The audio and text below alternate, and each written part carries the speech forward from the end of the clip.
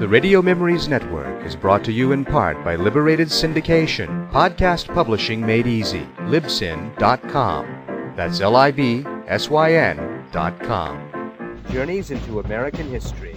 Set in 1781, on the Connecticut Ridge, the American War of Independence has now moved south, but a detachment of Hessian soldiers land from a British frigate off the Sound and cause old wounds to reopen. Squire Hunt convenes the militia and seeks total revenge, leaving Evan Feversham with the question, is war merciless, or are men merciless, Pastor? There are times when the circumstances of life become implacable, and then you have the feeling that no force or argument or plea can alter them. One event moving in the tracks of another with the mindless, plodding motion of a great ox. It is a May morning in Connecticut in the year 1781.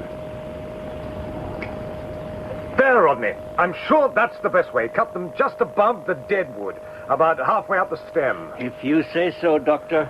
I sometimes wonder, Alice, if I'm not wasting my time trying to grow grapes in this wretched soil. Oh, they look healthy enough to me, Evan. Yeah, they looked healthy enough last year, but the wine set one's teeth on edge. You're just too impatient. I doubt grapes were ever meant to grow here. Although, there is a legend to the effect that the Vikings once came to Connecticut and called it Vineland. Did you ever hear anything about that, Rodney? Eh? Folk stories or the like. I never heard of no Vikings hereabouts. Perhaps they was high-top folk. I remember once... What is it, Rodney? Someone coming, boss. Someone on a small horse. I don't hear anything. Do you, Alice? I hear him. Just beyond the ridge. On the road from Norwalk. See! Down there! Coming this way. Rodney, you never cease to amaze me. You see, Alice? What a comical sight. A tiny man on a tiny donkey. I think he must be a priest of sorts. He's wearing one of those ridiculous garments of what do you call it? A soutane. Yeah, well, come, my dear. We'd better wash up if we have a visitor. Rodney, see to the priest, make him welcome, and when you've stabled that ridiculous animal, bring the priest up to the house. Yes, Doctor.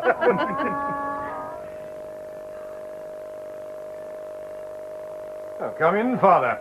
Sit down, do. Dr. Feversham. If you will. I am Father Hasselman, and I'm a Roman Catholic priest, if you will, and I'd rather stand, if I may. Surely. My ass hurts with the agonies of the damned, not my donkey, sir. My ass. I am cursed with boils. I wondered what had brought a Catholic priest into this holy nest of Protestantism. But why didn't you go to Dr. Cutler in Norwalk? I did.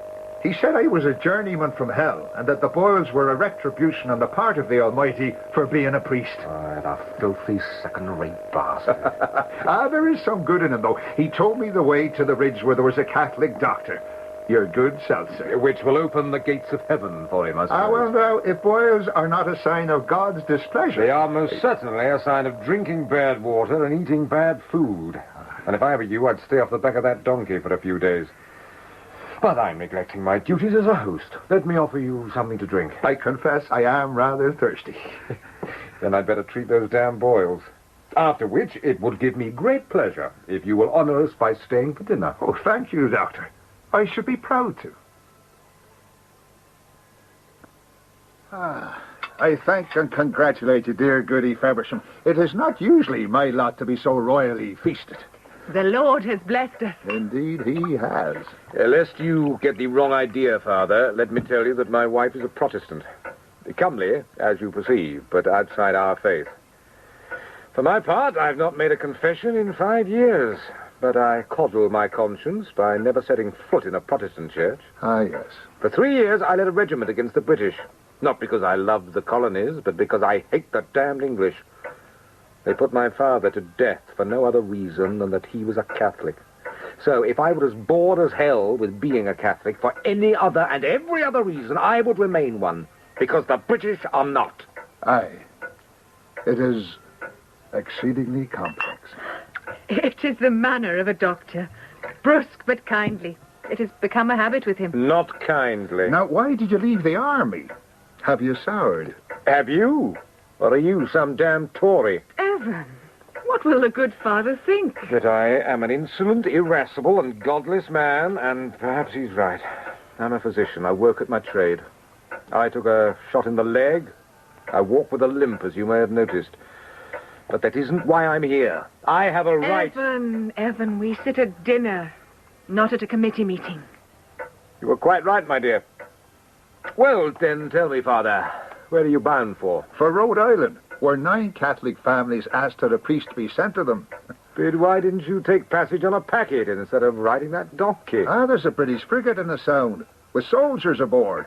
Redcoats, eh? Oh, no. They were wearing green coats, with yellow facings. Hessians, by God. Hessians. Germans. Professional soldiers. In the service of the Elector of Hesse and the King of England. Yeah, but they're good soldiers. King George has no better in his army. Why, I remember... Father Hesselman has had a long journey. You are right, as usual, Alice. I've had a bed made up for you, Father. I hope you'll be comfortable. You're a damn pleasant chap. And here I've done nothing but insult you and display my bad manners. Not at all. Not even the father of the prodigal son could have been more kindly, for you healed my wounds and fed me food and will give me bed. So believe me, I pray for you in return for the love and kindness from you and your good lady. But, if you will forgive me, I am tired. Of course. Good night, Father. Certainly. Come this way. Good night.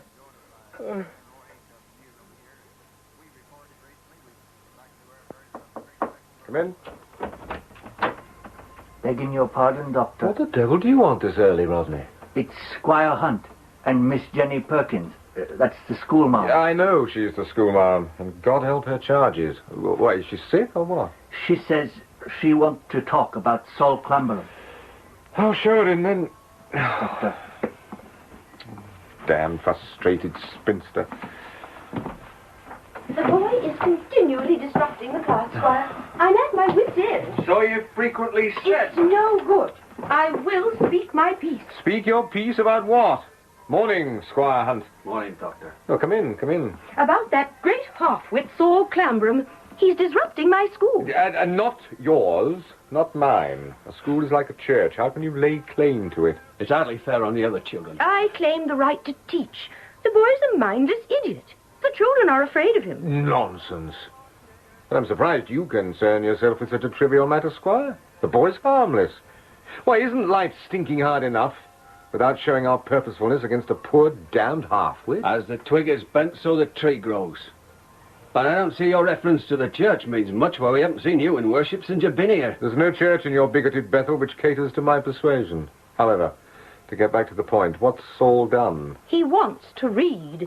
He desires to read the book. The Bible, Dr. Feversham. Yes, I am aware that the Bible is called the book, not being entirely damned by my Catholic ignorance. We can do without impertinence, thank you, Doctor. Oh, now you teach me manners. Well, I thank you. Look, Ma'am, why not just give the boy an old slate and a piece of chalk and let him sit at the back of the class? Oh, but really... He wants to learn. It's a human right. God gave us minds and put us on earth to learn. The boy's harmless enough, only a little coddled. What harm can he possibly do if he sits quietly at the back of the class? Oh, very well. Just this once, mind. Just this once.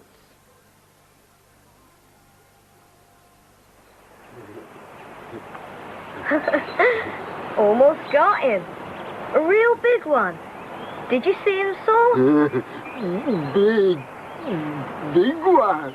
Yeah, real big. And you got clean away. Hey, don't you mess with them worms. Give 'em here. Worms. Now let's try again. Wait now. Oh, it's no good. The line snagged. Saul, don't you go away now. What you doing? Trees. Saul, don't be silly. Come back. Trees. Trees. Saul, quiet. Militia? No reason why. Soldiers, run, Saul, run, come on. Saul, come back! Saul! Saul!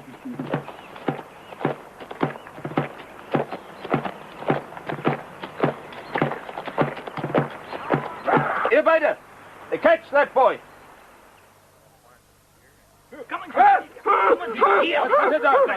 It's Nathan Chalker, over. He has been making marks on the slate. Let me see. Where's his teeth, boy? Junge is obviously a colonial spy. He has been taking note of our movements. Hang him! You, Sergeant, Herr Oberst, und ihr Männer, row over that limb.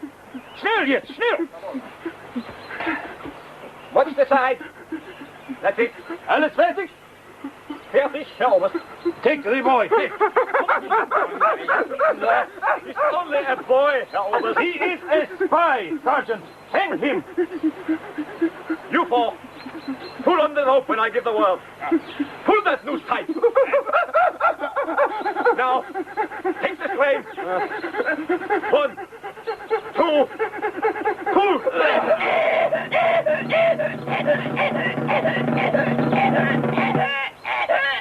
Again. Pull.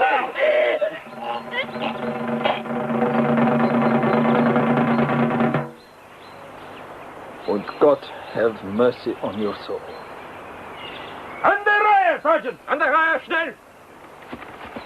Drummer boy! Vorwärts!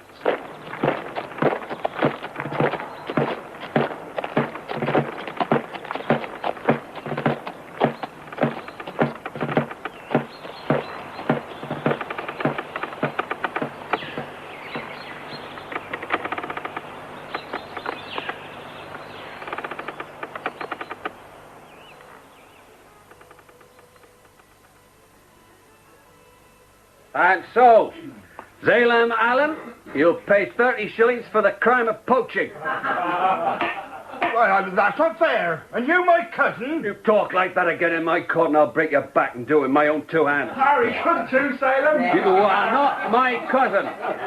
I'm not even sure you're my wife's cousin, though you claim to be. But let me tell you, Salem Allen, if you were my blood brother, you would have justice in this court. How were you going to prove that I poached, huh? You've got your judgment, sir. This is a fair court. Dr. Faversham stands there, drinking his small beer like the fine British gentry he is, and comparing. Will you have him think us worse savages than he'd done already? I think you the soul of gentility, Squire Hunt, upon my soul. On your Catholic soul. Oh, no doubt, no doubt. Now, what is the next case?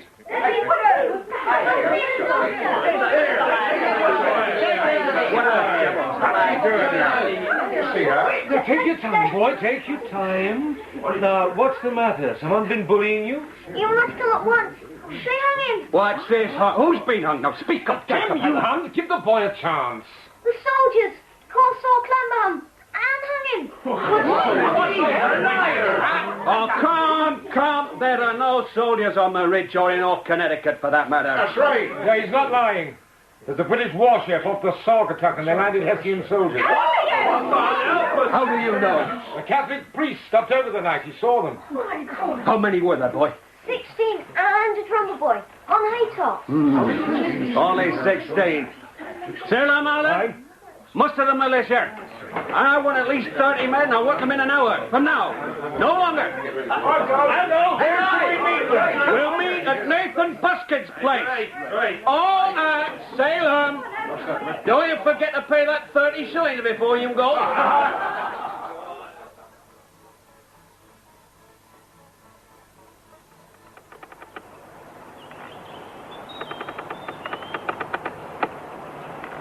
He's dead. Poor little boy. I'd better cut him down. If we lay him in the woods, the animals will be at him in no time. We'll take him to Buskin's place. There's no time. Understand this, Feversham. Those Hessians are not going back to their ship. I'm going to stop them. Hans, you're not serious. I've never been more serious in my life. Where do you think they went? To the high ridge. Where else? Exactly, where else? They want to see the river. They'll not stay there. 16 of them. They'll be back. This is the only way through, and When they come, we'll be waiting. But can't you... What the hell's wrong with you? They've hanged a man. Our man. What is it? Are you afraid? Is that it? If you want it that way, yes, I'm afraid. I've lived through 12 battles in my lifetime, France, Spain, and here too, and I've been afraid every time. The war is over, Squire Hunt. You know that as well as I do. The British are beaten, and you know that as well as I do. But these Germans are still the best soldiers in the world, and I say let them go. Let them get back to their lousy ship and sail away. And then perhaps we will live the way God meant us to. Will you read God's word to me, Doctor? Then let me read you some. An eye for an eye and a tooth for a tooth.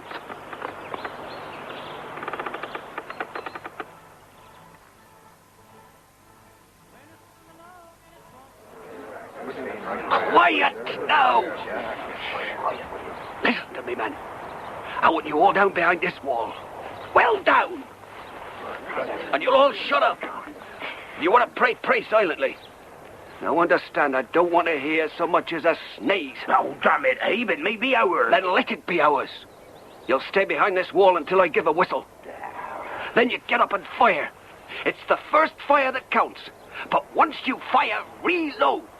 If you're still alive and whole, get up again and fire at anything that's moving. Remember, these are Hessian soldiers I'm dealing with. We're not likely to forget that. Don't you?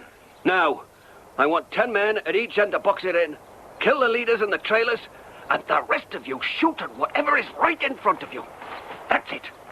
Now get down, not a sound.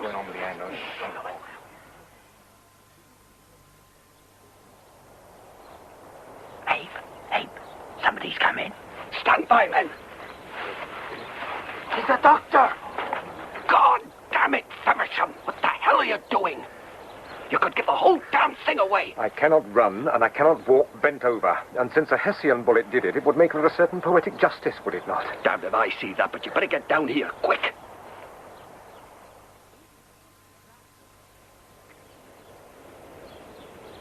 Well, surgeon, ready now? As ready as I ever will be. Feversham, one day you and me will have a long talk and get out all the worms that are eating us. If there's nothing else about you I like, you've got guts. Thought I heard something, Abe. I'm coming. Quiet now, you men. Stand by.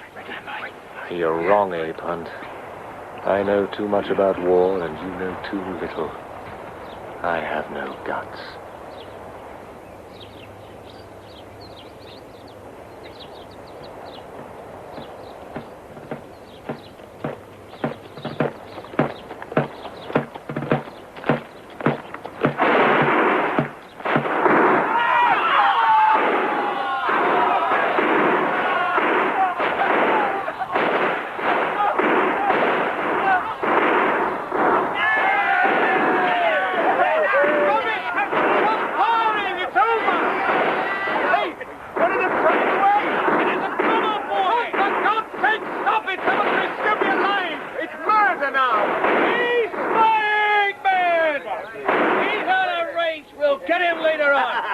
Well done, Abe. We got everyone. Well done, men. I'm proud of you. Oh, Doc, one of them's still alive. For Christ's sake, bring my kit and some bandages. Still alive. Save him. Save him, Feversham. So that you can hang him. Here, Doc. Give me the bandages, Billy. And Hunt, send someone for water. Quickly! Get water, John. Right, Squire. And you too. Get your horses and ride after that drummer boy. Right, Squire. There. Now, keep him still. Will he live, Doc? With 20 birdshot wounds in him, and no, Billy, he won't live. Doc, you're proud of this day's work, Billy?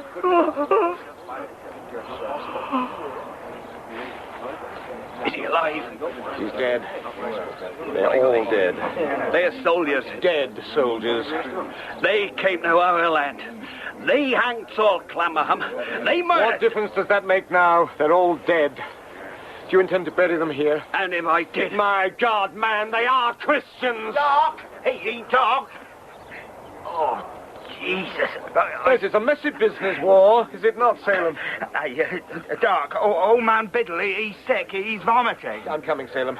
Remember, Abe, there's room enough in the churchyard. Isaac, send for the pastor. Hey! No!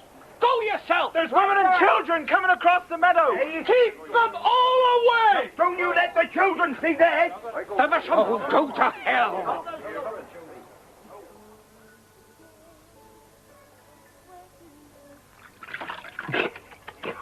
What happened out there? I heard guns. Nothing happened. Are you sick? No, I'm not sick. Just get me some coffee. It will be better if you talk about it. You will set it better in your heart and mind and not be in such a turmoil. How the hell do you know what turmoil I'm in? How can I know if you will not tell me? Well, they slaughtered them. Stiffened in the task by that butcher Hunt. Evan, are you not forgetting how afraid they were? Who? Our people. Your people? My people, then. And do you not think that Squire Hunt was afraid?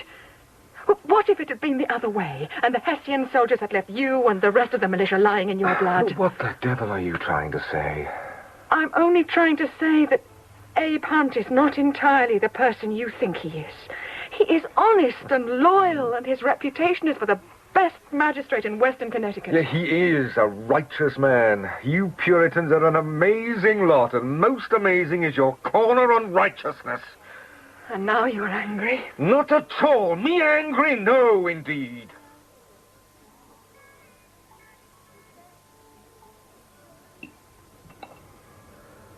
I'm glad to see you eating, Evan. You look tired. Well, it's been a most trying day in the surgery, Alice. Hounds at this time of night? What can that mean? I don't know, Alice. Call Rodney Stefan. Ask him. How will he know? If there's anything to know, he'll know it. What are the hounds doing, Rodney? They be after the Hessian drummer boy. And they'll catch him. They wouldn't sing if they weren't on scent. Come on now, you know a hunting hound. He'll leave any scent if he comes on bear or deer. They had nothing to prime the hounds with. Begging your pardon, Doctor. They had the drum. The lad threw it away. They'll take him sooner or later. Thank you, Rodney.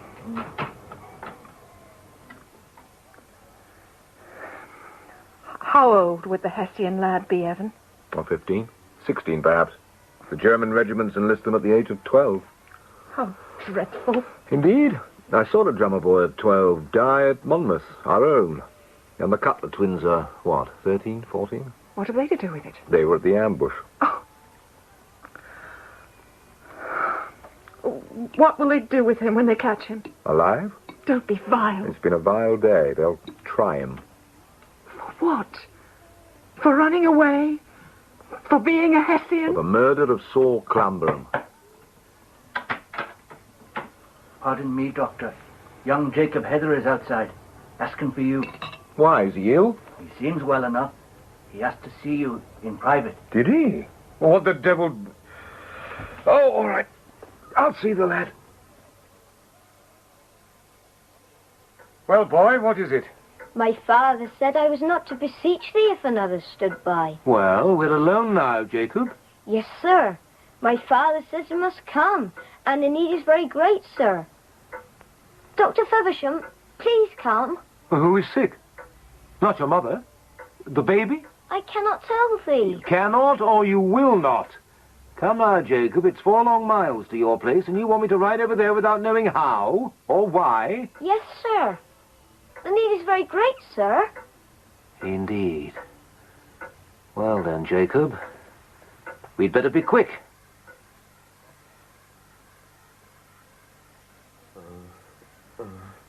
Help me turn him on his belly. Was the blood flowing when you found him? Slowly. Then you don't know what he lost in the way of blood? No, but enough. Look at the colour of his skin. Now, that's a spent rifle ball, thank God, and no wound he suffered over by buskins. I was afraid I'd find a hole in him the size of my fist and the life gone out of him. They've been taking shots at him all of yesterday and no sight of him this morning, so he must have taken the ball before the sun went down and lived with it the night through. Here's the soap and water, Dr. Feversham. Thank you, Sally. Now, I want you to help your father hold him down. Doctor, I do not think It's quite all right. She's old enough to see this. Now, Raymond, put your knee on his back and get onto the bed. I must probe this bullet out, and I don't want him to move. Now, I'll have to open the wound with a scalpel. That's the knife thing, though. Oh. But look smart and learn something. He will bleed to death. No, he will not, my girl. This is the evil humor bleeding out, and God willing, it takes the pus with it. If it festers inside, believe me, you'll not live to see tomorrow. So you just grit your teeth and tell yourself that I've taken more bullets out of men than you cracked walnuts. There.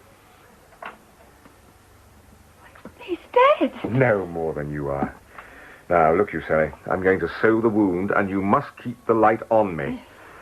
And just remember that I'm sewing in his life, and you'll learn a little craft that may do you well someday. The wax is dripping. Let it drip. There. There's no more I can do after this. The next day or so will tell whether he lives or dies. Then all we can do for the fever is to cool his brow and his wrists, and that is your task. Your father and mother have other work to do. Thank thee. I will do what I may. I serve no dinner today. Thee must know, Dr. Feversham, that we are not ourselves today. Thee understand. Please eat and comfort thee. Thank you, Sarah. You're a good woman. Will he live, Doctor? As God wills. And if God wills him to live, then so much the greater pleasure for Abraham Hunt when he hangs the lad. No. Squire Hunt is a just man. Sarah, we're all just men. And we make the rules of justice. Hunt will hold a court-martial. And I've no doubt that General Pakenham will come over from New Haven. And what will they find? That the lad participated in the hanging of Saul Clamberam. So they will do justice. Unless they shoot him down on sight. No, Doctor. I know what thee must feel to be a Catholic here in our land, and all the little hurts that come to thee. But thee judge us too sharply. Not you, Sarah. I judge others. We will pray, and we will be heard. I'm afraid, Sarah, the doctor's right. We will pray. No, Sarah, they do not understand me. Oh, we will pray. But the doctor's right. They will take the boy and hang him. No. Believe me, Sarah, they will. Then they shall not take the boy. We Quakers live here by sufferance. I am a cobbler and a farmer. Thee is a man of great education experience. I am honoured by thy friendship. But thee understand, as we do, what it is to live here by sufferance. I do, Raymond. And what shall I do? I cannot tell you that, Raymond. And what will thee do? It's not mine to do anything. I'm a physician. I never asked the nationality of a stricken man. I've treated Englishmen and Americans and made no preference. Will thee turn the lad over to Squire Hunt? The boy's under your roof, not mine. My way is an easy way. I close my bag and I drive away. How can I tell you what your way should be? He does not ask what his way should be. He knows his way as I know mine. He asks what thee will do. I will go home to my house and my surgery and do my business, Sarah. Which is something I think you should know. Now let me say this to thee, Evan Feversham. There is no Hessian. So I will swear and perjure myself before God.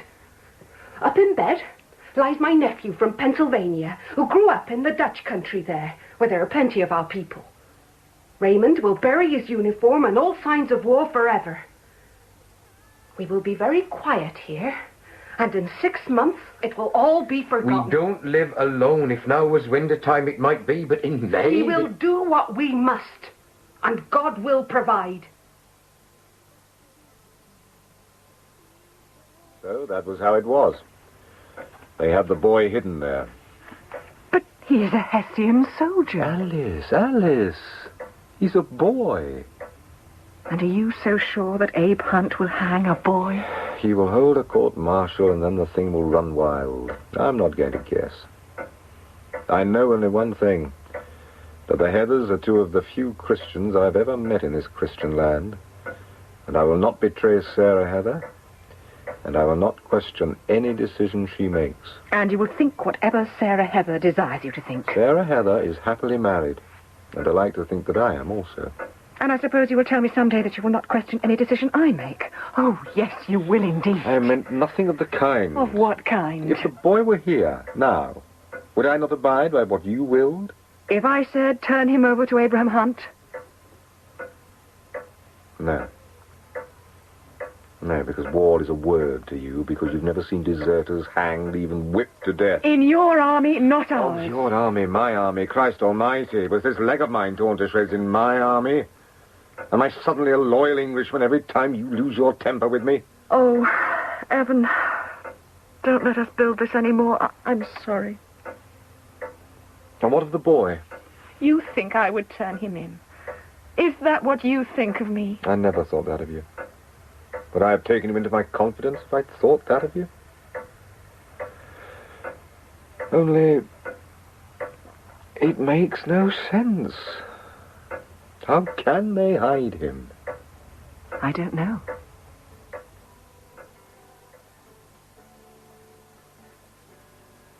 Oh, Sally. Keeping the vigil, I see. How's the patient? I'm afraid for him. Dr. Feversham, please do not let him die. He's kind and good. Doctor, please. Who said he was going to die? No more nonsense. Boy, can you turn over? Does he know English? Well, he knows some English, but he's out of his head. He does not know what he is saying. Then help me turn him over. All right. There, now can you hold him, or will you bring your father? I can hold him. Perhaps he will know me. Hans, listen to me. We help thee. Believe in me. Have faith in me. How do you know his name is Hans? And how do you know he's so kind and good? Because we spoke this morning. Not so good. The wound is festering.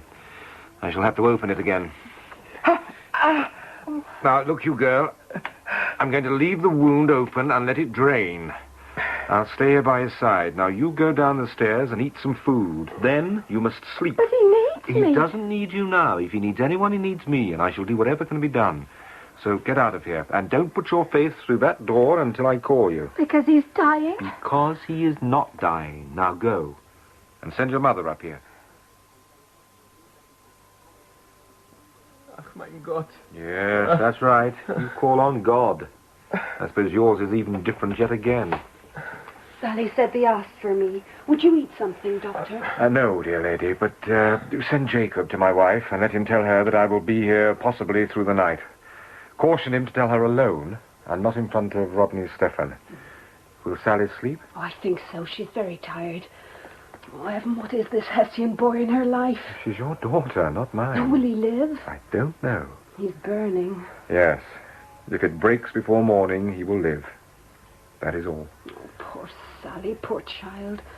She has taken his life upon herself.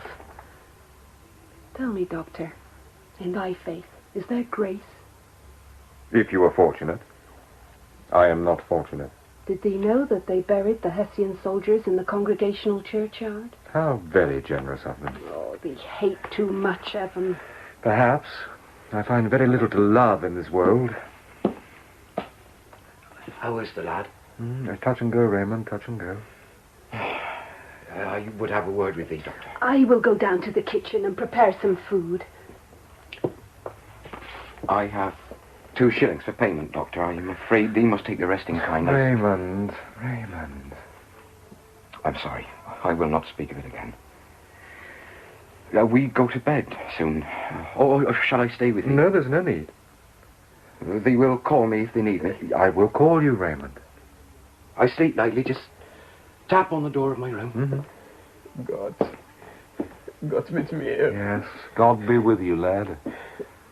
I would pray for you if I could. Or if I thought it would be of the least help to you. But Sally, I thought I told you to get some sleep. I know we will live or die now, so it's better I be here, is it not? Perhaps. He will only live if his spirit quickens. And will you quicken it, Sally? Yes. Tell me how. With love. I love him. Child, you do not even know him. I know him well, Evan Feversham. We spoke yesterday and I found him, so his life is in my hand, is it not? How do you mean you found him? Did not my father tell thee? No. We didn't speak of how he came to you. He was in the swamp when he came out of there and through the woods and across our meadow. And he hid himself in the hay pile in our barn. When I came in the morning to feed the chickens, I saw his hand from under the hay. Oh, I was not afraid. Then I took the hay away and wakened him. And there was no fear between us. And then I went for my father, who carried him up into the house. But why do you say you love him? Unless you speak of your faith, which I suppose is to love every person if you can. That is one way. I love him another way. I love him as a woman loves a man. Now, aren't you being foolish? He is not a man, he's a boy, and you are only a child. How can you love him? You don't even know him. He's a stranger. There are no strangers to us. Have you spoken of this to your mother and father? No, only to thee to explain why I must stay here. Or thee will let me stay here. If you wish, but I must say I think you're talking romantic nonsense. And if you were my own daughter, I would shake some sense into that foolish head of yours. The worst is over, Raymond. The fever is broken. The boy will live. Oh, thank God. Yes, and that solves nothing. This boy... His name is Hans Pohl. He's 16 years and 9 months of age, and he has been in America 3 years already. His father was a sergeant, and he was born into the army camp. But that is not to say that he is a lost soul. Raymond, how the devil do you know not only his name, but his character as well? Oh, this Sally told me. He spoke to her yesterday. And Sally is the judge of his character? Oh, no, Doctor, no. Only God judges.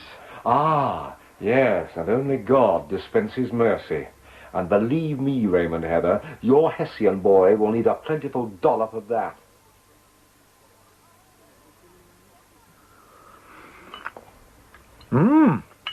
This is good. Well, what news today? Did the hens lay?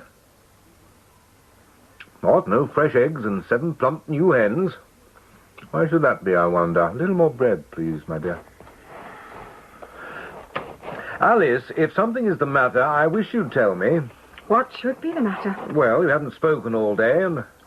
Well, I thought at first you were angry because I stayed the night at Raymond's place. Are you going there tonight also? Well, no. I told you the boy's out of danger. Why should I go there tonight? Don't be a fool, Evan, or take me for one. You've been in love with that woman since the first day you laid eyes on her. You have told me repeatedly that I'm not capable of loving anybody. No, let us not go that way. Although the fact is... Stop it! Believe me, I am not troubled by any thoughts of yours concerning Sarah Heather. And I know quite well that there is nothing there. Underneath that saintly face of hers, a very dull woman resides. I only wish you could spend a week with her and be properly bored. Then what are you so morose over? I had a talk with Abraham Hunt. What about? About the Hessian boy. Alice, you didn't... Really, Evan? I'm sorry. No, I did not tell him where the Hessian is. I only asked him what they would do with the boy if they took him. To which he replied? They would try him and hang him. Oh, how splendid. They will not try him and endeavour to discover just what he's guilty of. No, indeed. They will try him and hang him. First the verdict, then the trial. Evan, try to understand. You're an Englishman, and I've never quite understood what our little villages here on this continent mean to you, or how you look on the people we are. But through all the long years of this war, 18 boys have gone out of our little township and have not returned. I don't think they ever will. Do you wonder that we feel a certain bitterness towards our enemies? Especially towards men who fight and kill for hire. Bitterness or plain hatred? Both, I suppose. Is it so strange? No, perhaps not. I don't know. I cannot judge. Do you imagine that I enjoy the thought that they might hang this man? Alice, he is only a boy, not a man. But man or boy, he's my patient. Yes. And it's only fair to tell you that I'll be riding over there tomorrow afternoon. Well, you are the doctor.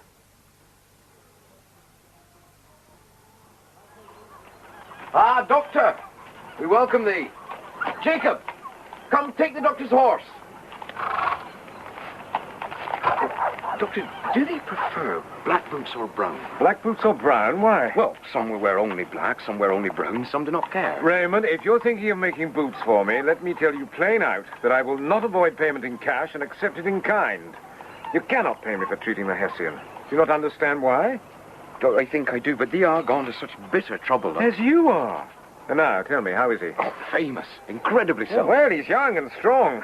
Is he still in Jacob's bed? Yes, but fretting to get out and about. Is there trouble with me or mine? I saw Squire Hunt the other day. He has the gout. Alice spoke to him, and he told her that when he lays hands on the Hessian, he'll try and hang him. The trial and the verdict together. He has the gout. Poor man. Well, I will be everlastingly damned if I understand you people and your half-baked religion. The point is, Raymond, you must get the boy out of here, and quickly.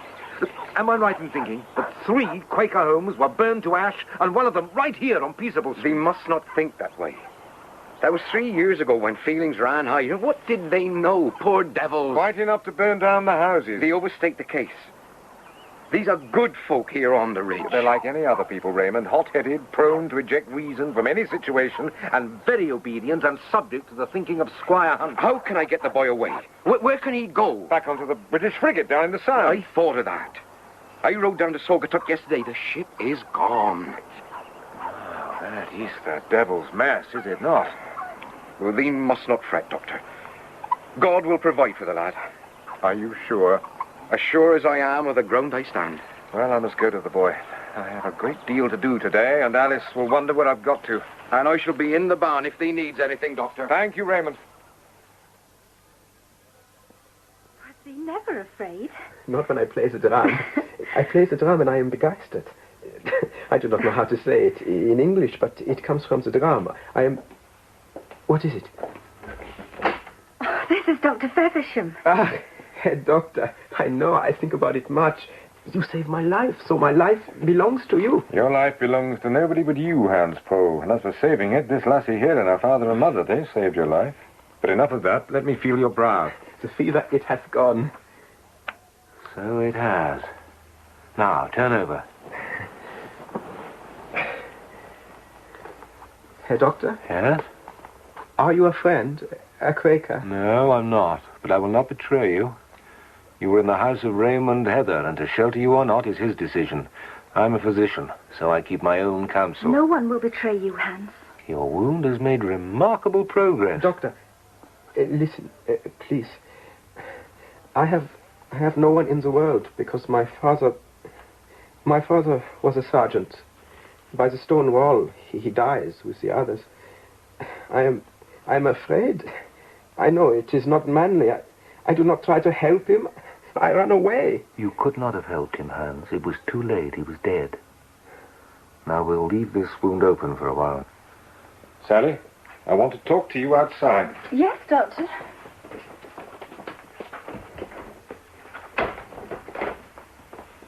What on earth are you up to, child? Do thee still think I am a child? Look at me. I think I am a woman. I have no intention of arguing the degree of your puberty.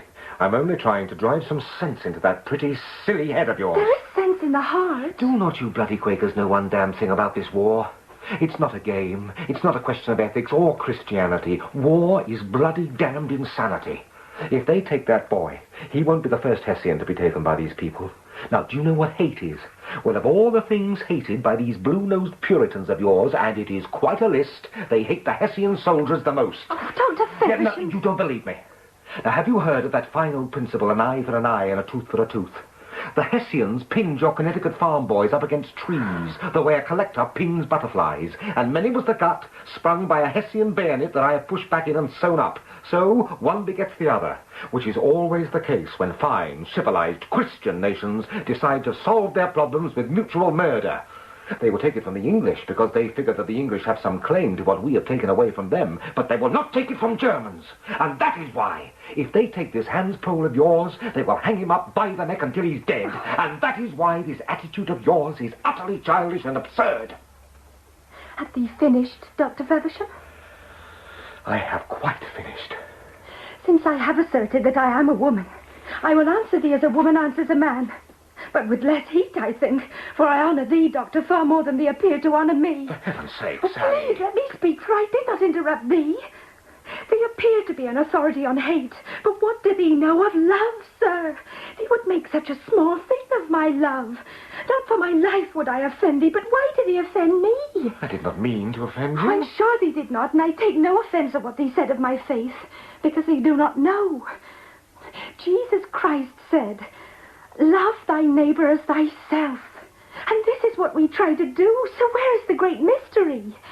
But my love is not contained. Since I was a child, I knew that one day I would love a man, but this Hessian is simple and plain and homely. Will we make it sinful or senseless that I love him? This is where they offend me. Sally, I'm not decrying your sentiments. I know nothing about this boy. I only know that we must get him away from here, and that we must not be hindered by your feelings. You think that my feelings hinder thee? It was I who urged my father to ride to Sorkatug and look for the British ship. But now there is no ship to take him away, is there? Well, tell me how he will take him to safety, and see how I hinder thee. There must be some way. Then when thee know the way, come to us and tell us.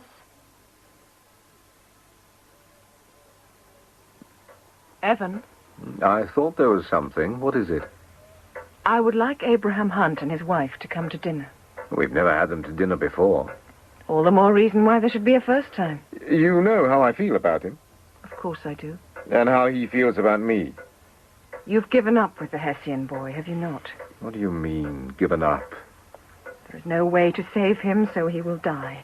I do not want him to die, but if he does, he will live always between us. Do you not see that? No, I do not. It is something I feel deeply, and I think that if Abraham Hunt comes here, we can talk to him about this thing. And tell him where the boy is. No, of course not. I only mean that we might be able to reach out and touch him. Reach out and touch Abraham Hunt? How can you and I ever come together if you make no effort to understand us, to know who we are? We're not barbarians, Evan. We're plain Christian people who were persecuted and driven for 100 years before we came to this land. If we'd not been hard and narrow and righteous, how could we have endured? Righteous? Oh, God, yes. You have money, you're a doctor, and my own father was a ship owner, but these are plain, poor people. Think of what a will it took to scratch a living out of this wretched Connecticut soil. The will that raised up the hundreds of miles of stone wall you see here on the ridge. And so you want Abraham Hunt to come here? Yes. Very well. We will try. Believe me, Alice, I will try.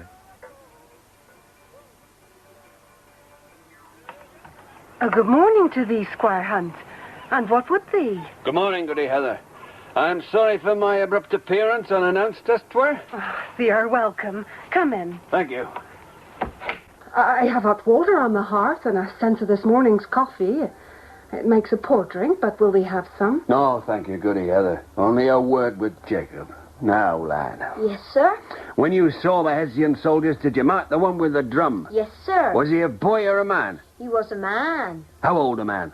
16 or 17 years. Then he was a boy. I will be a man when I'm 16 or 17 years. I will do what a man must do. By God, you will. I like him. He's a damn fine boy, Heather. Was he tall, Jacob? Like a man. Well, I suppose that's all I'll get out of him. I'll be on my way. Once again, I apologize for my intrusion. Thee are always welcome here, Squire Hunt. Did you still pursue the search for the Hessian, then? We do. And we shall catch him, Raymond Heather. Never you fear. I see you're setting 6 places for this famous dinner party. I've invited John Dorset and his wife, Cypera. The minister? That was a kindly act.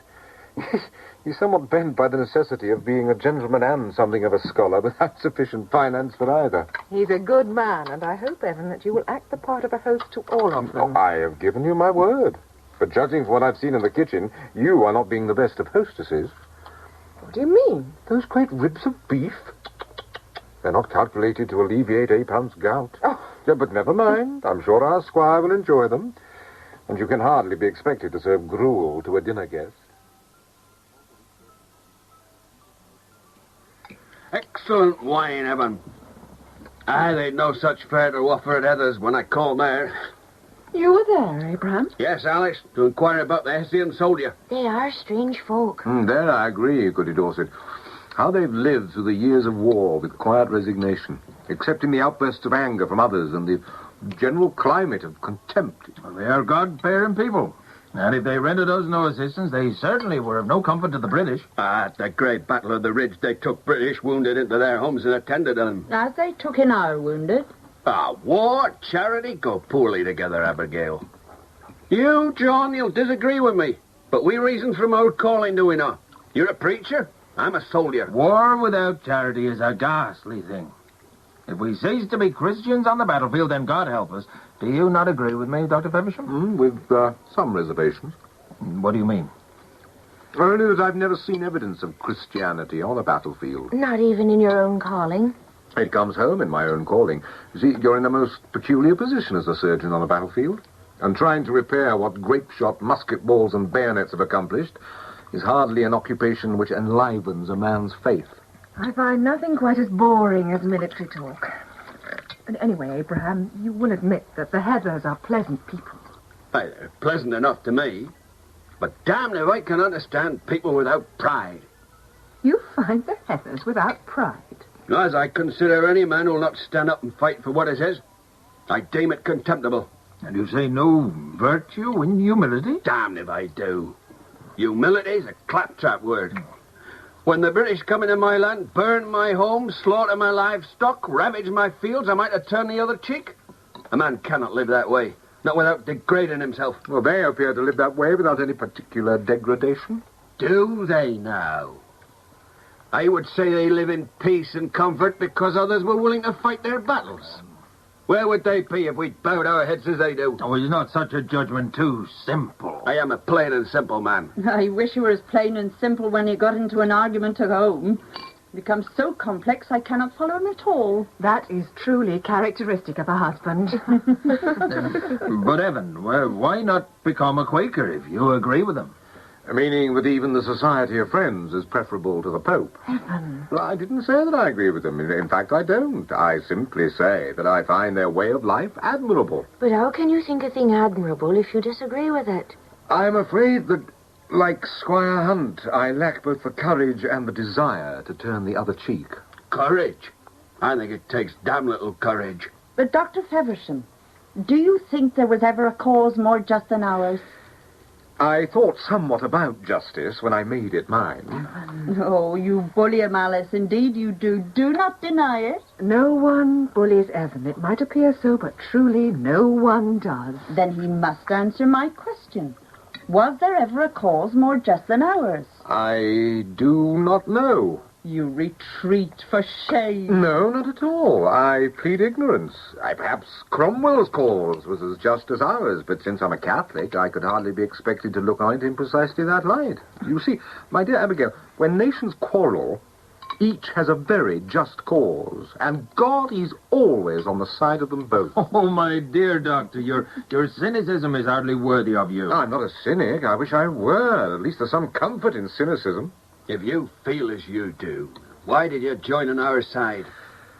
I chose this side for a few obvious reasons, which I thought you were aware of. For one thing, I married an American girl, for whom I care deeply. For another, my house stands here, and people sick and hurt in this region are my patients. For a third, I felt that the British have behaved stupidly and abominably. And for a fourth, I am a Catholic, and the British have not been kind to me or mine. Now, I don't know whether those are reasons enough, but neutrality is not in my nature. I do not admire it. Yet your Quaker friends are neutral, are they not, Doctor? Perhaps. Or perhaps not. Pray, how can they be both? Well, possibly they consider that they're on the side of mankind. What is it, Duke boy? You found something, have you? What is it, Anne? What is it, boy? Doggy. Hey? Oh, hello there, little girl. You must be one of the Heather youngsters. Hey, you're a bit young to be so far from home. Doggy. Right. His name's Duke, the best hunting dog in all Connecticut. And, well, I'm Salem Allen. What's your name? Honey. Doggy. You're blame right he's digging. But, hey, what's he found? Hey, damn me if it ain't a coat. By God, it's a uniform. A Hessian uniform. You've got a good nose, Duke. You smell that blood and it must be weeks old. Hey, Dirty, don't run away. Stop. Duke, back, sir. Duke. Here, Duke, leave her alone. Why do you always have to get so excited? Never you mind, boy. You turned up something that's going to be very interesting to my high and mighty cousin, Squire Hunt. Hessian uniform. I'd ought to put a little silver in old Salem's pocket. Good boy, Duclerc. You're a good boy. Oh, thank God he's here, Evan. Raymond, why on earth didn't you bring Annie to me? I think there'll be trouble over Hans Paul. Whose dog was it? That's the main thing. We must find the dog. Well, did you ask her? Did you try to find out? You mean if the dog was mad? A mad dog tears. This is simply a hold on the child's arm. But to be sure, we must find out. Annie, who was it dug up the Hessian's uniform? What? It was a red dog. Good girl. Now, did he have soap on his face? Like when your father shaves? No, it was a red dog with an ugly, dirty man. But he didn't have soap on his face. No, he dug up a green coat. The ugly man called him back, and I ran home. What was the man's name? I don't know. The doggy was red. They called him Duclerc. Damned if I don't think it's Salem Allen's beast. Now, if that is so, then the dog wasn't mad. But how long do you think it'll be before they're here? Why the hell couldn't you have burned the bloody uniform? Squire is here with the militia. Oh, what shall we do? All of you, do nothing and say nothing. Believe me, there's no way out now unless a miracle happens. But I don't want that boy hurt or shot. Remember now, do nothing. What do you want here, Squire Hunt? You know what I want. I want the Hessian. I know he's here, and I'll find him if I have to pull the place down. Suppose I said that he's not here. Do not be a fool, Feversham. I've had a notion he's here for some time now. Now I have his coat. Take the coat and get out of here, sir. This is our land, and he has no place here. Well spoken, but it's pointless. Will you tell it's pointless, Feversham? I'm afraid he's right, Sally. But don't let them hurt him, Doctor. What will you do with him, Hunt? You know what I will do with him. We're not going to beat him or torture him. We'll lock him up, and when General Putnam gets here, we'll hold a trial. Now, understand me. I want no trouble with the Heathers. There are those who hate the friends I do not. What these people do, they do out of their own way. But I want the Hessian, and there's no one here can stop us from taking him. Where is he? I have your word for what you say? As between us? As between two men who have respect for each other? Yes. You must bring him out, Sally. But they will kill him. No, they're going to try him in a court. Squire Hunt will not hurt him now, so go to him and make him understand that he must give himself up. You must do it, Sally. I do dearly hope you're not playing a game with me, Feversham. Now, you see the barn. The boy's in there. Now, where could they go? You'll have him long enough, Hunt. Be patient. Have you heard any news today? Rodney says General Pakenham will arrive soon. His information is usually accurate, though God knows how he comes by it. Do you know Pakenham? Yeah, only too well. I was at Saratoga when he had his quarrel with Colonel Stark. Stark came close to killing him for what he felt was Pakenham's cowardice. His command in this area is a tribute to the fact that the war has gone elsewhere. Who will defend the boy? Well, I suppose Pakenham will bring a defending lawyer from New Haven. And if he did, after what you tell me of him, what difference could it make? Would you defend him, Evan? Would you want me to? I don't know what I want. I don't know what side I'm on, if there are any sides. You did save his life. The wound healed itself. I did what I could, but if you're thinking that I could defend him now, no, it's impossible. I'm a doctor, not a lawyer. You're a colonel in the army. You still have your rank. You led a regiment. Certainly you're peer to anyone they would bring in from New Haven. He must have a lawyer. And do you think they'll find him one in the next day or two? Do you really think they'll find him a lawyer? General Putnam, this is Colonel Feversham. Ah, a colleague. General. Always pleased to meet a patriot. Have we not met before? At Saratoga, General. I led the 11th Connecticut Volunteer Riflemen, or what was left of them. I see. Feversham is a physician, General Putnam. I spoke to you of him. He tended the Hessian's wound. In other words, this is the man who took it upon himself to shelter and heal and give aid and comfort to a malignant enemy of our cause. I sheltered no one, General. As for healing, I have performed that same function on many battlefields and have yet to be reprimanded for it. Then perhaps the time's at hand, Feversham. The squire tells me that with every loyal militiaman hunting this Hessian, you laughed up your sleeve with the knowledge of where he was. I would not sleep well or easily if I were you. Who knows whether this trial might not be broadened? Are you threatening me, sir? Informing you, sir.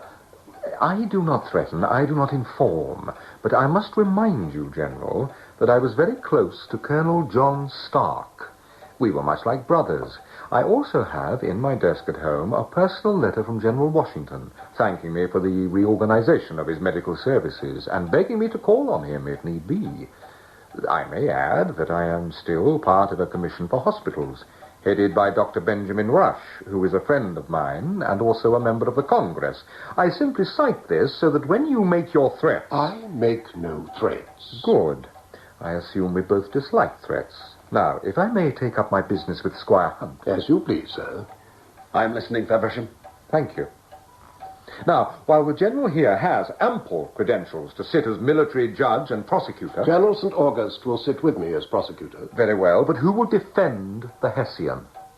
The court will defend him. True, there is some precedent for that, but where the court consists of 2 officers only, will Squire Hunt here sit on the court? He is chief witness, I believe. However, I do not understand your concern, Colonel Feversham. As I have heard this case described, there appears to be no reason on earth why justice cannot be swiftly and competently done. Do you doubt my ability to conduct a just court? No, sir. Do you come here to plead for the Hessian? I came because I believe that a military lawyer should sit and defend. Would you allow me to sit on the court? You, sir, are even more involved than Squire Hunt.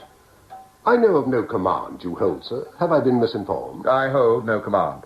Then I suggest, Mr. Feversham, that you have faith in the cause I represent and in the uniform I wear. There is nothing I can do, Feversham.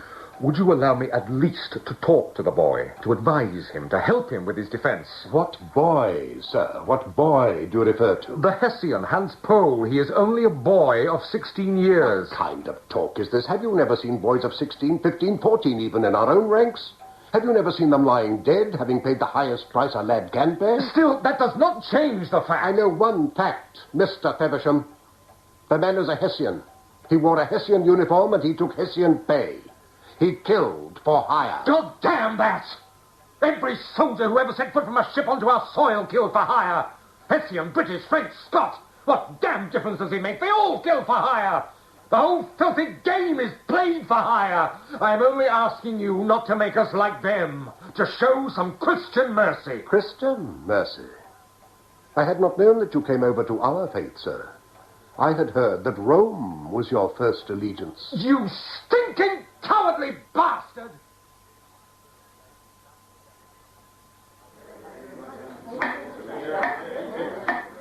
We will come to order.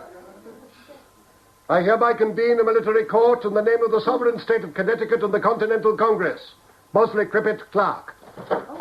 General Jonah Pakenham, presiding, with the commission of the military council of the state. Colonel Albert St. August, sitting with him. These are summary proceedings under a state of war. The accused is one Hans Pohl, a soldier in the army of the Elector of Hesse, and sworn to action under the flag of King George III, England. I do not see Raymond Heather, Squire Hunt. I warranted him. Why was no subpoena served upon him? There was no need to be that formal. He was here. I sent him home for his son. Formality is the nature of things military, Squire. When will he be here? Within the hour. Bring the prisoner before the court. You cannot go on this way, Evan. It must not. It does not matter how it goes on. Untie the prisoner. You stand before a legally constituted military court of this sovereign state. Do you understand that? Yes. What is your name? Hans Pohl. Your regiment? 16th Jäger. Your rank? Private soldier. The clerk will read the charge. This charge, that on the 16th day of May, in the year of our Lord, 1781, the prisoner was one of a detachment of Hessian soldiers who made an incursion into the territory of the town of Redgefield. In the course of this incursion, they met with a citizen, one Saul Clambram, unarmed and dressed in civilian clothes. Without any cause of any kind, and without trial or reason, they hanged him by the neck until he were dead. The court charges that every member of the detachment of Hessians was equally guilty of this cruel and wanton murder, and so deserves the punishment in kind. How does the prisoner before the court plead to this charge? Ich verstehe nicht. I do not understand. How do you plead, sir? You must give an answer. Either you are guilty or you're not guilty. Which is it? I do not understand. What is there that defies your understanding? The charge is simple and plain. Are you guilty of the murder of one Saul Clambram, or are you not guilty? How do you plead?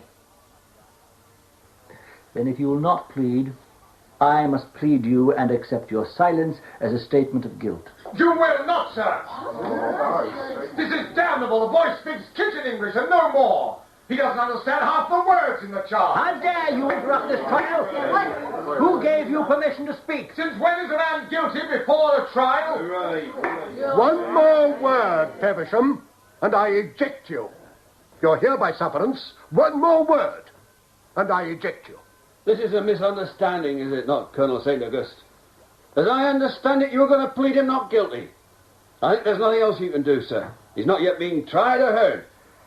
If he pleads guilty, he pleads guilty. There is no illegality in that. Then make it clear to him.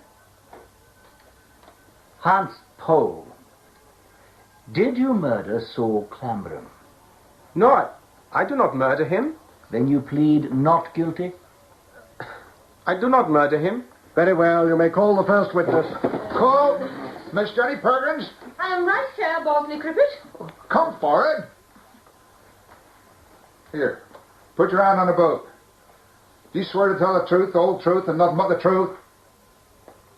Well, say I do. I will say nothing of the sort. I am not given to lying. If you do not know that, Bosley Cricket, you are a fool, and I have no intention of taking an oath. It is an unchristian thing. This is different. It is not. So long as she places her hand on the book. You see that I have. Very well. Now, what is your name, madam? I am unmarried, sir. My name is Jenny Perkins. If you had given your attention... Please, only answer my questions. Very well. Ask sensible questions. Did you know one Saul Clambram? I did. How long did you know him? As long as I remember. Did you know his family?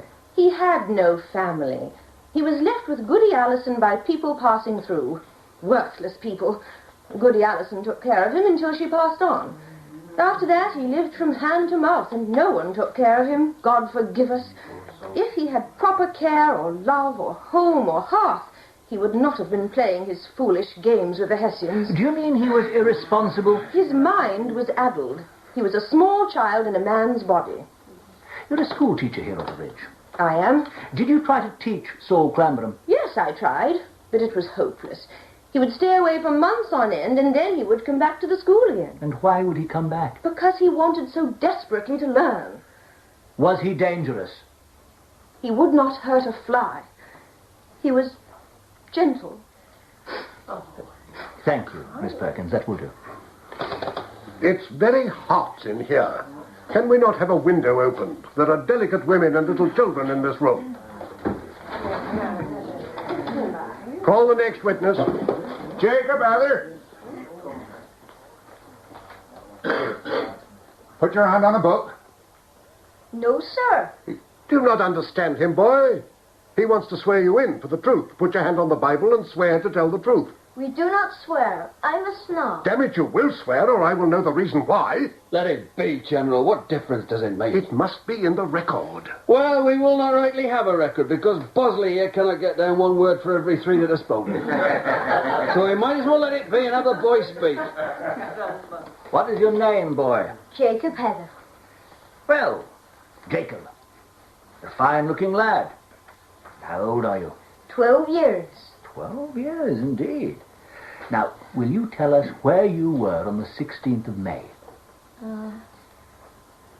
I do not know. Do not know? How could you not know or remember where you were on the 16th of May? Because I do not know when it was. Ah, Then I must refresh your memory. It was the day the Hessians hanged Saul Clamberum. Do you remember the day? Yes. Well, where were you then when you saw the Hessians? On Haytop. And what were you doing there? Hiding. Why were you not at school? It was a meditation day. What do you mean a meditation day? We remain at home and look into thy heart. But you were at High Top. What did you see? The Hessians. Why did you not run home when you saw them? I was too frightened. I hid. Was Saul Clamberum with you? Yes. Yes, sir. Why did he not run away? They had a rope around his neck, and his hands were tied. Come now, Jacob, do not be afraid. No Hessian can hurt you here. Tell us what they did to Saul Clamberum. They threw... Must they do threw... it to him? Only he saw it. Everyone knows what he saw. Everyone wants to hear it again. Death is very special. See how everyone listens. Come now, Jacob, be a man. Speak up. They threw a rope over a tree and pulled him up. Now, Saul Clamberum was a large man. Did one Hessian pull him up into the tree? And how many men pulled the rope and hanged Saul Clamberum? Was it one man, two men? Answer, boy. Why do you torture him? I will not have interruptions, 3 madam. men, 4 men, 5 men, or was it the whole detachment on the rope? How many? I do not remember. Did you not tell Squire Hunt here that there were 16 men and a drummer and another man on a horse? How did you know? I counted them. And you were right. Now let me ask you this, Jacob. Do you refuse to answer now because every last one of those men put their hands on the rope and dragged Saul Clamberum to his death? Is that it? No, there were 4 men. Oh, now you know there were 4 men. Possibly there were 6 men or 10 men or... No! Oh, let the boy be. What does it matter how many men pulled the rope? The detachment hanged Clamberham. Let the boys stand down. Next witness. Raymond Heather. Shall I try and swear in, Your Excellency? Be damned with it. He's the boy's father. You state your name. Raymond Heather. Did your son tell you what he saw when the Hessians hanged Saul Clamberum? Yes, he told me. Did he tell you how many men were on the rope? Yes. He told me that 4 men dragged the rope. God forgive them and rest their souls. We're not asking for your preachment, sir. We ask for the truth. I gave thee the truth. Oh, and what would it have been if your son had not spoken of 4 men? The boy does not lie. And I suppose you do not lie. Does this religion of yours forbid you to lie, or does it give you license to lie when the mood takes you to lie? It forbids me to lie. For when I lie, there is no refuge for me or place to conceal it. You gave this Hessian, Hans Pole, shelter in your house. He was sick and wounded. I could not turn him away. I was forbidden to turn him away. Who forbade you? My faith. So this faith of yours forbids you to lie, and it forbids you to turn away an enemy soldier. Is it no lie to conceal what you knew your neighbors sought? You live in peace and safety because we take up arms to fight and die. And yet, when a word would mean safety and security to those who protect you, you chose to be silent. If that is no lie, then I know not what falsehood is. I chose between a man's life and a lie. Yet you ask us to believe that when the father is a liar, the son spoke the truth. You may go back to your seat, sir. Call the next witness. Abram Hunt. Do you swear to tell the truth, the whole truth, and nothing but the truth? I do. Squire Hunt, you were here at this inn when Jacob Heather came with the news about the Hessians. Did he tell you how many there were? Yes, he did. 16 Hessians and the drummer and an officer. His count was right. And did he tell you how many dragged the rope that hanged Saul Clamberum? He did not. Why not? Because I didn't ask him. Are you not curious, Squire Hunt? Not at that moment, Colonel. At that moment, I'd only one thought, that the Hessians must be stopped. And what did you do then? I rode to High Top with Dr. Feversham. I hoped that they might have done their work poorly and that Saul was alive. But he was dead. Was there no indication of how many men were on the rope that hanged him? No, sir, no. It makes no difference who held the rope. The Hessians hanged him. I agree with you, Squire Hunt. The Hessians hanged him. You do not have to testify if you do not wish to. We're not British. We have no Star Chamber proceedings. We do not force men to testify against their will. But if you want to speak and answer my questions, we'll be glad to listen to you. I will answer questions. I do not murder anybody. I didn't ask you that. You will answer only when a question is asked of you. Yes, sir. Now, where did your detachment come from? From New York. How did you come to Connecticut? On British frigate. What was the military purpose of your voyage? If you do not understand my questions, say so. Your English appears to be good enough. Where did you learn to speak English? I am 3 years in America. I see. Now, you say you came from the British frigate that sailed into Long Island Sound, and I ask you, what was the military purpose of the warship? I do not know. Why was your detachment landed and sent up to the ridge? I do not know that. Such things are not for me. How did the soldiers come to take Saul Clamberum prisoner? You see him in woods. He tried to hide, but not so good, no? Did he fight back? No. What did you do then?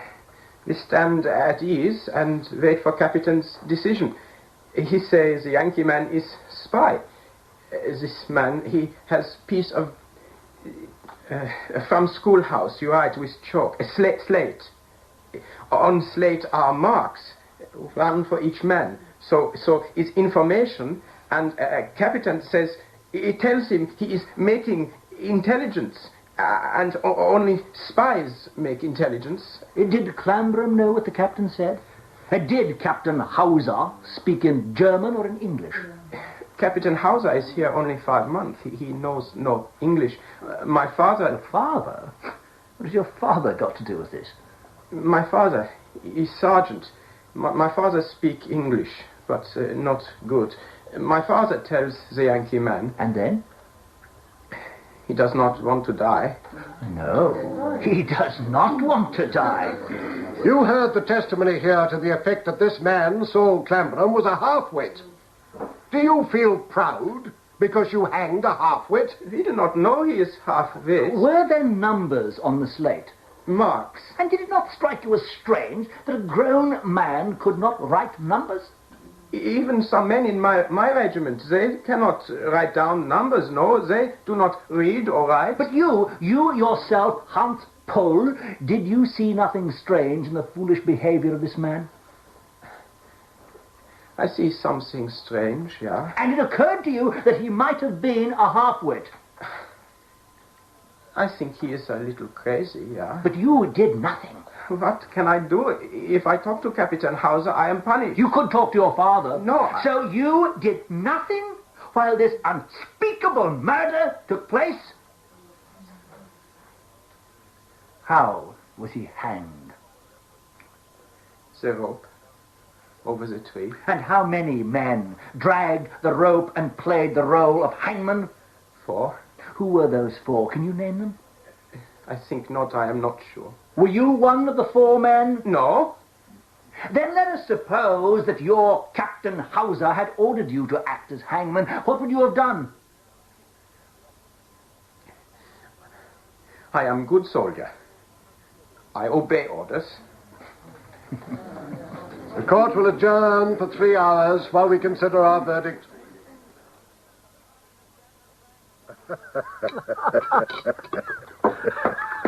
Yes.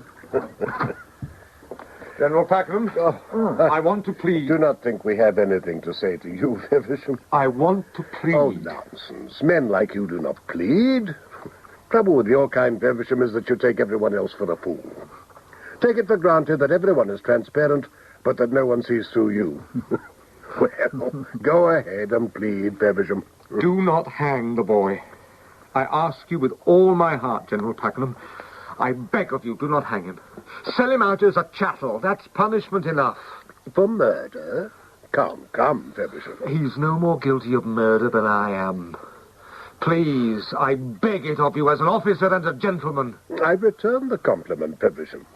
Though I'm damned if I know how an officer and a gentleman survives up here on this lousy ridge.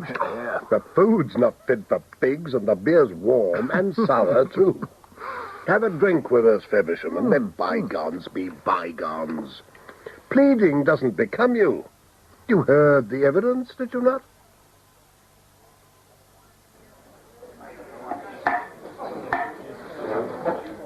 The military court of the Commonwealth of Connecticut is now in session.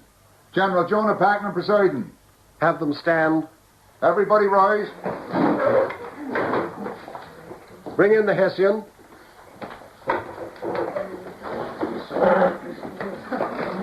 Have you anything to say, Hans Pohl, before this court passes sentence on you? I do not murder any man. Ich bin ein Hesse. I am Hessian soldier. I am a Jäger. If I must die, I will die like a Jäger. Then hear the sentence of this court. You have been found guilty of premeditated murder of an American citizen. We have heard all the evidence, and we've pondered upon it, and we find no extenuating circumstances. Therefore, we sentence you to be hanged by the neck until dead. And may God have mercy on your soul.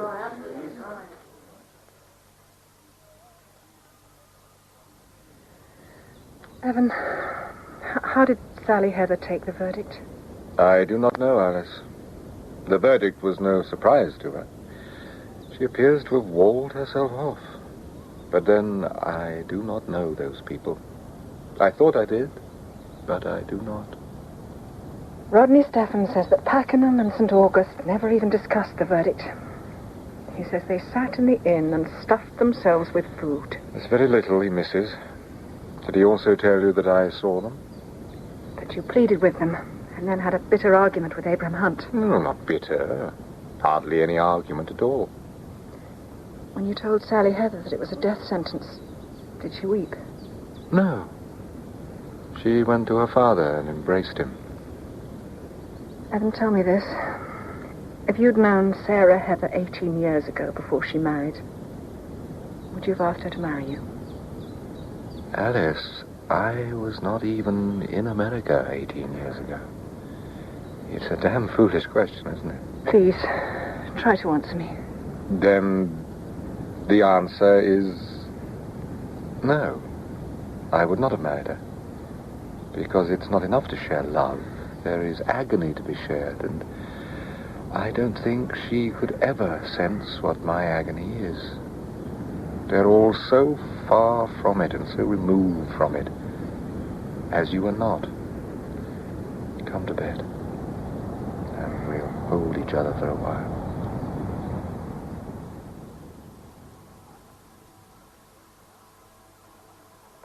It is a mournful sound, is it not? The building of a gallows is a mournful business, Pastor. Quite. Let me shut the window. Now, sir, what can I do for you? It's about the Hessian, Hans Pohl. Will you allow him to be buried in the churchyard with the others? Oh, of course, of course. Did you mark the Hessian soldier's grave? We will. I must go to Danbury and talk to the stonecutters. I thought of a stone with all the names inscribed on it. But the truth is, we're not a wealthy church. How much will it cost? $100 Spanish or £10 sterling. It would have to be a large stone. Add the boy's name to it, please. Of course. Should I have some small service here? I'm going to ask Raymond Heather what to do. Do the Quakers have any special ritual for the dead? I'm afraid I don't know. They're good Christians. If they want to, it might be better if they should do it. It's not easy for me to say this, but it might be better. Dr. Feversham, do not judge us too harshly. You've been a soldier. You know how merciless war is. Is war merciless? Or are men merciless, Pastor?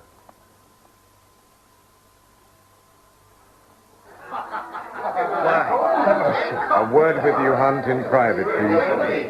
Keep the noise down, you men. Come over here. Well, what is it? I have Raymond Heather and his daughter Sally outside. You brought them here today. It was not my doing. The girl has a will of her own. Well, if they're here, they're here. What of it? She wants to see the Hessian. Damn you, Feversham. What kind of nonsense is this? What good will it do for them to see each other now? No good as far as you or I are concerned, but it's something she wants, and wants desperately. Tell her no. Do you not understand that Pakenham is running this now? I'm out of it. I don't think you are out of it, Hunt. I know what Pakenham will say. I don't think you give a damn what Pakenham will say. I think you despise him as much as I do. You did this thing, Hunt, not Pakenham. Are you going to tell me now that you haven't got the guts to stand up for it? Do it, Hunt. Do this thing. Bring her round by the back way. I do not want her coming through here.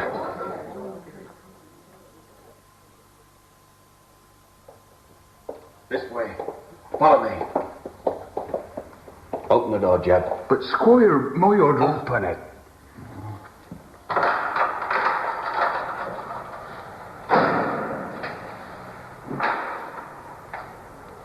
Go in, Sally. Sally? 15 minutes. I'll wait for you, Sally. I thought you would stay with me. I've no wish to overhear what they say.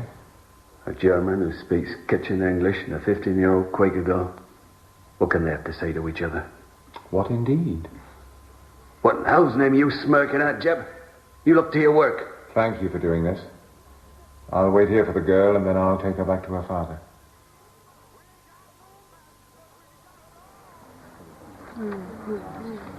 Is everything ready, Squire Hunt? It is, Colonel. Bring my Hessian out.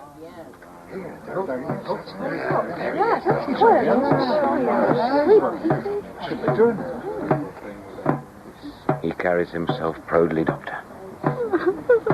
And bravely. His life is ending almost before it has begun. And he can only justify this meaningless death by being brave. How many boys have killed or been killed because they must be brave? I am the resurrection and the life. He that believeth in me, though he were dead, yet shall he live. And whosoever liveth and believeth in me shall never die. Bring the boy forward. Oh, Father. Father. Have courage, daughter. Courage.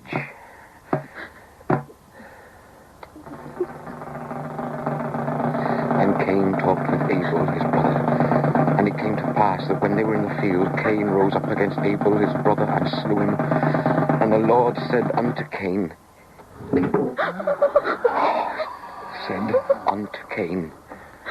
where is Abel thy brother? And he said, I know not. Am I my brother's keeper? I know not. Am I my brother's keeper? And he said, what hast thou done? The voice of thy brother's blood crieth unto me from the ground.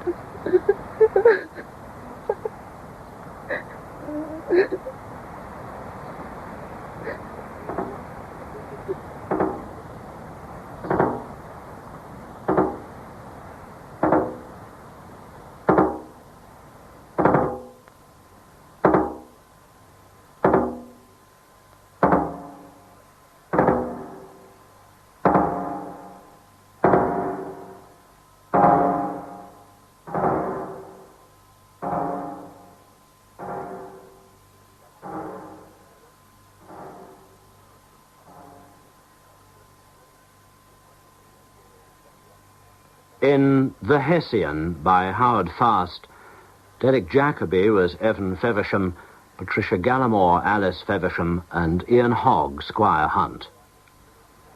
Raymond Heather was Steve Hodson, Sarah Heather, Hedley Nicklow, Sally, Catherine Hulbert, and Jacob, Sean Lay. Saul Clamberham and Hans Pole were played by Kerry Shale, Rodney Stephan and Colonel St. August by Blaine Fairman, Friar Hesselman and Bosley Crippett by Harry Taub, and General Pakenham by Noel Johnson. Jenny Perkins and Zipporah Dorset were Liza Ross. John Dorset and the Hessian officer, John Livesey, Abigail Hunt, Shirley Stelfox, and Salem Allen, Sean Probert. Billy was Jonathan Owen and the Hessian sergeant, Crawford Logan. The novel was adapted for radio by Ramsay Williams and was directed in Birmingham by Vanessa Whitburn.